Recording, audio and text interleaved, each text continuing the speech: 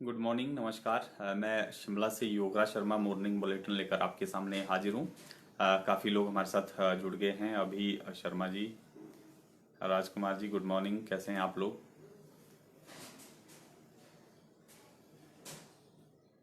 रात से लेकर जो कुछ आज महत्वपूर्ण गतिविधियां पूरे प्रदेश भर में होनी है उनको लेकर हम हाजिर हैं। शुरुआत करते हैं। आज की जो पहली खबर है वो अटल रोहतांग टनल को लेकर है। प्रधानमंत्री नरेंद्र मोदी जो है आज अटल रोहतांग टनल जो है लोगों को समर्पित करेंगे। और इस टनल के निर्माण से काफ़ी फायदा जो है खासतौर पर लाहौल स्पीति के लोगों को होने वाला है, क्योंकि लाहौल स्पीति जो है बर्फबारी के कारण 6 महीने तक जो है वो बंद रहता था। लेकिन अब इस टनल के बन जाने से लाहौल स्पीति जो है सभी के लिए जो है खुला रहेगा। 12 महीने जो है ये खुला रहेगा। काफ़ी फायदा जो है इसका लाहौल स्पीति के लोगों को होने वाला है, टूरिज्म के लिहाज से भी।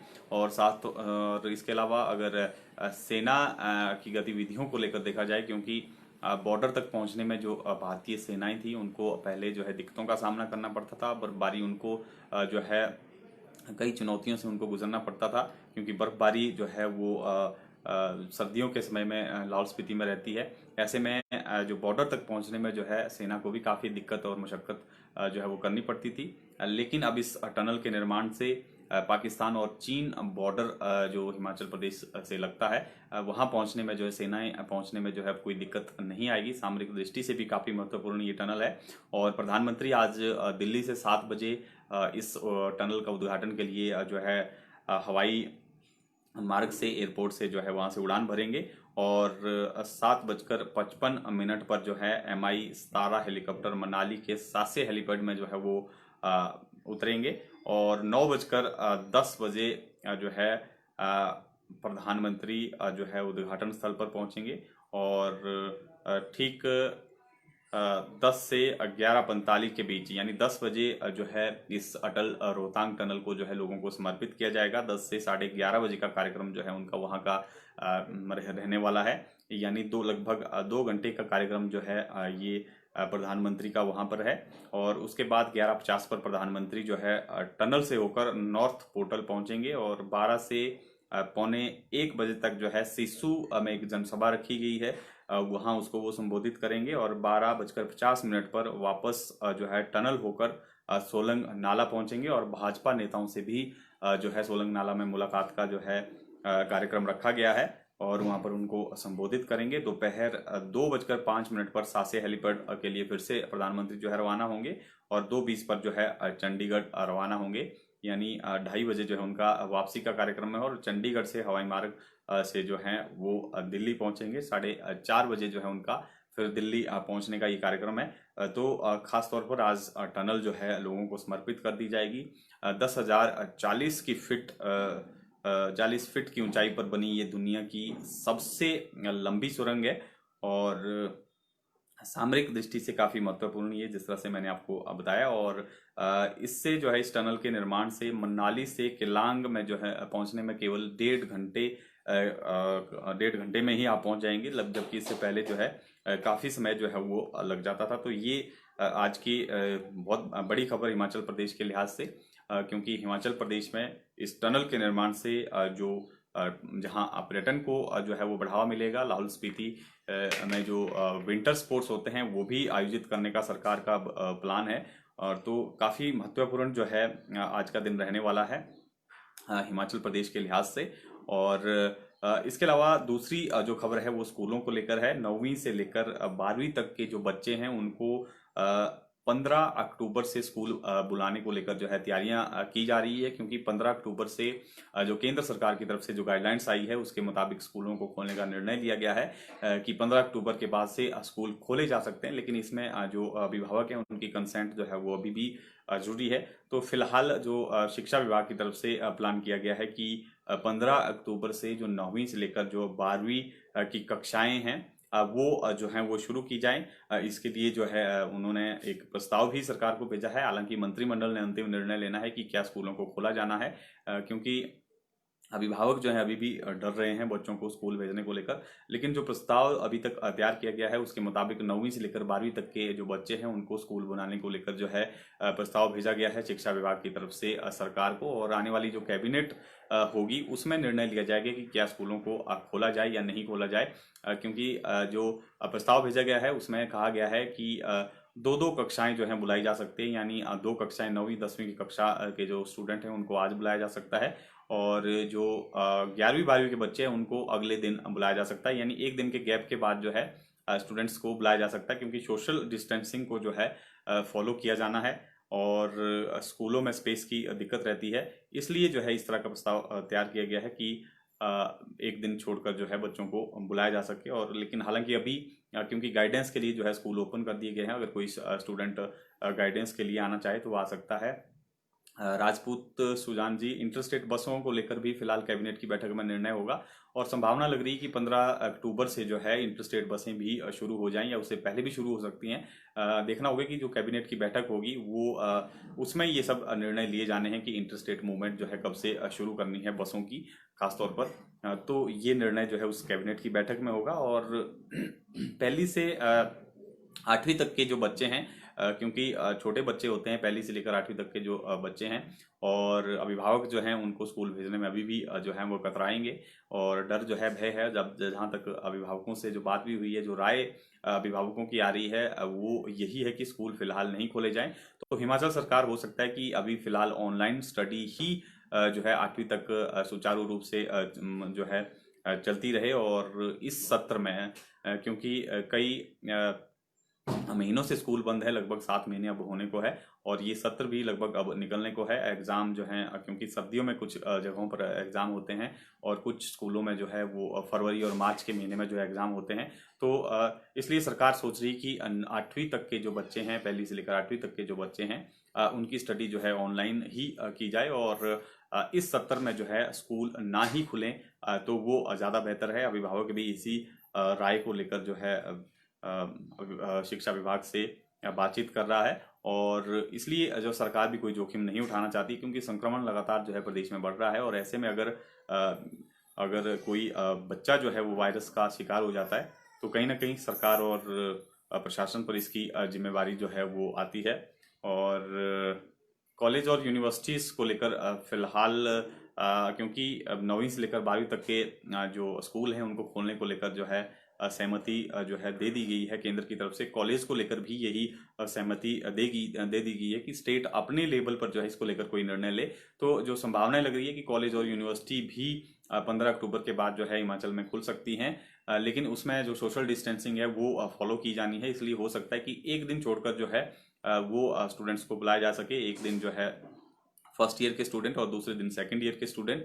इस तरह से जो है प्लान पर जो है काम चल रहा है। शिक्षा विभाग इसको लेकर जो है वो प्रस्ताव तैयार कर रहा है कि किस तरह से जो है ये सुचारू रूप से अब कॉलेज और यूनिवर्सिटी को भी खोला जाना है। हालांकि अभी कैबिनेट की जो बैठक होगी उसमें ये फाइनल निर्णय लिए जाएंगे कि किस तरह से चरणबद्ध तरीके से जो है वो खोला जाए स्कूल और कॉलेज को। इसके अलावा जब से हिमाचल प्रदेश में अब संख्या लगातार बढ़ रही है कोरोना वायरस की, पेशेंट जो है लगातार आ रहे हैं, और इसलिए अब जो इलाज है वो होम आइसोलेट ही लोगों को किया जा रहा है। घर पर ही जो है वो लोगों को उपचार दिया जा रहा है। जो असिम्टोमेटिक पेशेंट है, जो असिम्टोमेटिक जो रेजिडेंशियल स्कूल कब खुलेंगे, इसको लेकर भी फिलहाल कैबिनेट की बैठक में ही निर्णय होगा जी। ठाकुर अक्षत जी, इसको लेकर भी जो कैबिनेट होगी उसमें ये तमाम निर्णय लिए जाएंगे कि कब से जो है खोला जाना है। तो आने वाले 2-4 दिनों में, क्योंकि आज जिस तरह से प्रधानमंत्री का कार्यक्रम है तो आज पूरी जो सरकार है वो वहाँ पर व्यस्त है। कल जो है सरकार की वापसी होगी और जो संभावनाएं लग रही है सोम या मंगलवार को जो कैबिनेट है वो हो सकती है और उसमें ये सब निर्णय जो है वो लिए जा सकेंगे। कंप्यूटर सेंटर, बिल्कुल ये कंप्यूटर सेंटर को लेकर भी उसमें निर्णय होगा जी पदम जी। ये सभी निर्णय जो है आने वाली जो ये कैबिनेट है इसमें निर्णय लिए जाएंगे। जबकि जो केंद्र सरकार की तरफ से इसको लेकर जो है निर्देश दे दिए गए हैं कि स्टेट अपने लेवल पर जो है इसको लेकर निर्णय ले। और अगर स्टेट्स अपने हालात जो हैं, जिस तरह से कोरोना के हालात प्रदेश में हैं, उस आधार पर जो है निर्णय ले सकती है कि किस तरह से जो कंप्यूटर सेंटर है या स्कूल है जो दूसरे स्कूल हैं उनको किस तरह से खोला जाए, तो इसको लेकर वो स्वतंत्र है। इसके अलावा क्योंकि कोरोना संक्रमण लगातार बढ़ रहा है और एक देर रात भी कुल्लू में एक व्यक्ति की मौत हुई है, 70 साल के ये व्यक्ति थे। और नेरचौक में जो है इनकी मौत हुई है। कुल्लू के डोभी जगह है कुल्लू में, वहाँ के ये रहने वाले थे। और इससे पहले भी डोभी क्षेत्र में एक पहले महिला की मौत हो चुकी है। तो ये दूसरी मौत जो है डोभी क्षेत्र जो कुल्लू का पड़ता है वहाँ पर हुई है। और देर रात ये मौत कल हुई है नेरचौक अस्पताल में। और ये पहले से भी किसी बीमारी से ग्रस्त थे, क्योंकि लगातार जो संक्रमण है वो प्रदेश में बढ़ता जा रहा है। और अब जिस तरह से टूरिस्ट के लिए भी ओपन जो है वो कर दिया गया है हिमाचल प्रदेश को, तो टूरिस्टों की संख्या भी काफ़ी ज़्यादा हिमाचल प्रदेश में अब बढ़ गई है। अगर बीते 24 घंटों की बात करें केवल शिमला जिले की मैं अगर आपको बात बताऊं तो 6000 गाड़ियां जो है बाहरी राज्यों से हिमाचल प्रदेश में पहुंची है। यानी 6000 गाड़ियों के पहुंचने का मतलब ये है अगर एक गाड़ी में 2 लोग भी होंगे तो लगभग 12,000 लोग जो हैं शिमला जिले में ही जो है वो प्रवेश किए गए हैं बाहर से जो टूरिस्ट हैं। इसलिए जो है अब थोड़ा खतरा ज़्यादा बढ़ गया है, क्योंकि अब रजिस्ट्रेशन को जो है समाप्त कर दिया गया है। बिना परमिट बिना किसी परमिशन के जो है लोग पहुंच रहे हैं। तो कहीं ना कहीं अब एहतियात जो है लोगों को ज़्यादा बरतने की आवश्यकता है। और हालांकि पर्यटन कारोबार जो है फिर से पटरी पर लौटा है, क्योंकि पर्यटन कारोबार जो है बिल्कुल लगभग 6 महीने से ठप था। टूरिस्टों के लिए हिमाचल प्रदेश बंद था, आवाजाही बंद थी। इसलिए जो है टूरिज्म इंडस्ट्री को बहुत नुकसान भी हुआ है। लेकिन अब जिस तरह से टूरिज्म को खोला गया है उसके बाद से अब गतिविधियां शुरू हुई है। टूरिस्ट जो है हिमाचल प्रदेश में रुचि दिखा रहे हैं। जिस तरह से मैंने आपको बताया बीते 24 घंटों में 6000 गाड़ियां जो है वो शिमला जिले में जो है वो प्रवेश की हैं। तो ये कहीं ना कहीं अच्छी खबर भी है कि पर्यटन कारोबार जो है फिर से पटरी पर लौटेगा। लोगों का रोजगार जो है, क्योंकि होटल इंडस्ट्री से काफ़ी ज़्यादा लोग जो है वो जुड़े रहे हैं, उनका रोजगार भी छीना था। लेकिन अब जो है धीरे धीरे जैसे टूरिज्म इंडस्ट्री जो है वो ट्रैक पर आ रही है, लोगों को रोजगार भी मिलेगा और धीरे धीरे जो जिन लोगों की नौकरियां गई हैं उन लोगों को फिर से रोजगार मिलेगा।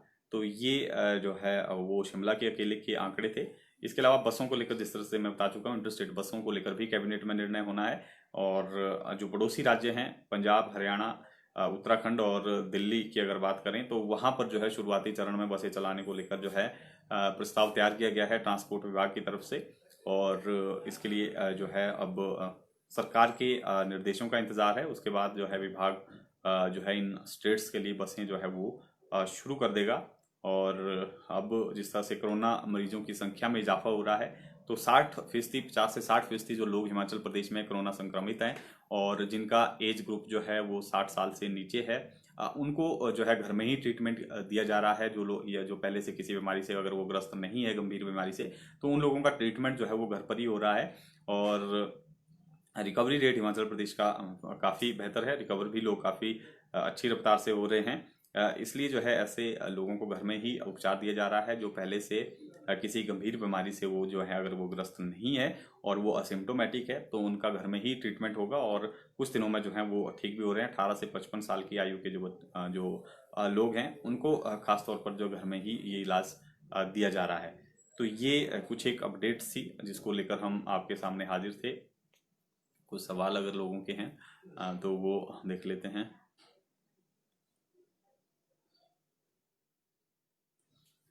रवि वर्मा जी शादी का जानना चाह रहे हैं। शादी में फिलहाल 100 लोग अलाउड हैं जी, 100 लोगों को आप बुला सकते हैं, 100 लोगों से अधिक नहीं होने चाहिए। जो सरकार ने निर्देश दिए हैं 100 लोगों तक की कैपेसिटी जो है अलाउ कर दी गई है। 100, लेकिन उसमें आपको सोशल डिस्टेंसिंग फॉलो करनी होगी, मास्क इत्यादि पहनना होगा। इस तरह के जो हैं सरकार के ये जो हैं आदेश हैं, आप इसको फॉलो करें। किसी भी धार्मिक कार्यक्रम में भी लिमिट को बढ़ा दिया गया है, या पॉलिटिकल कार्यक्रम भी अगर आप कर सकते हैं तो उसमें 100 लोग जो हैं फिलहाल परमिशन दे दी गई है कि 100 लोगों को बुलाया जा सकता है। धार्मिक, सामाजिक या जो भी गतिविधि अगर आप कर रहे हैं, कोई कार्यक्रम कर रहे हैं तो इतनी संख्या जो है हो सकती है, या खेल स्पर्धा है उतनी संख्या जो है उसमें हो सकती है। कुछ लोगों के और सवाल हैं अगर।